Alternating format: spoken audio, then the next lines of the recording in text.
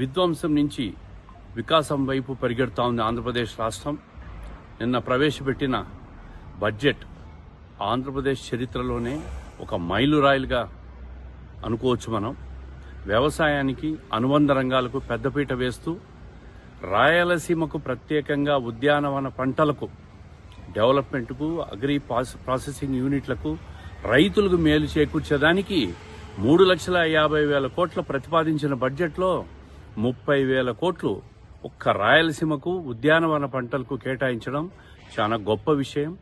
రాయలసీమ కోసం ఏదైనా జరిగింది ఈ 40 సంవత్సరాల్లో అంటే అది ఒక్క తెలుగుదేశం పార్టీ హయాంలోనే జరిగిందని చెప్పి ఈరోజు గర్వంగా చెప్పుకునే రోజు వచ్చింది.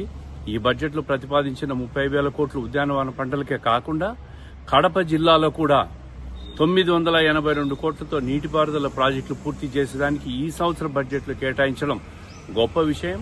అదేవిధంగా కడపలో ఉన్న ఉక్కు ఫ్యాక్టరీకి 25 కోట్లతో రోడ్లు మౌలిక వసతుల డెవలప్మెంట్కు కేటాయించడం, ఉక్కు పరిశ్రమ మీద కడప జిల్లాలో నిర్మాణం చేసే ఉక్కు పరిశ్రమ మీద ప్రభుత్వానికి చిత్తశుద్ధి ఉంది అని చెప్పేదానికి ఈ బడ్జెట్లో ప్రతిపాదనలే ఒక నిదర్శనం అని చెప్పి తెలియజేస్తూ మరి ఈరోజు 53,000 కోట్లతో మూలధన నిధిని అంటే క్యాపిటల్ ఇన్వెస్ట్మెంట్ కోసం అత్యధికంగా గత 6 సంవత్సరాల్లో ఒకసారి మనం పరిశీలిస్తే హైయెస్ట్ క్యాపిటల్ ఇన్వెస్ట్మెంట్ ఈరోజు ఆంధ్రప్రదేశ్ బడ్జెట్ ప్రతిపాదించడం, మరి ఈరోజు రాయలసీమ కోసం కానీ ఈ క్యాపిటల్ ఇన్వెస్ట్మెంట్ కానీ ఇవన్నీ చూస్తే ముఖ్యమంత్రి గారికి మంత్రివర్గానికి రాయలసీమ మీద చిత్తశుద్ధి ఎంతుందో ఈ బడ్జెట్ చూస్తే అర్థమవుతా ఉంది.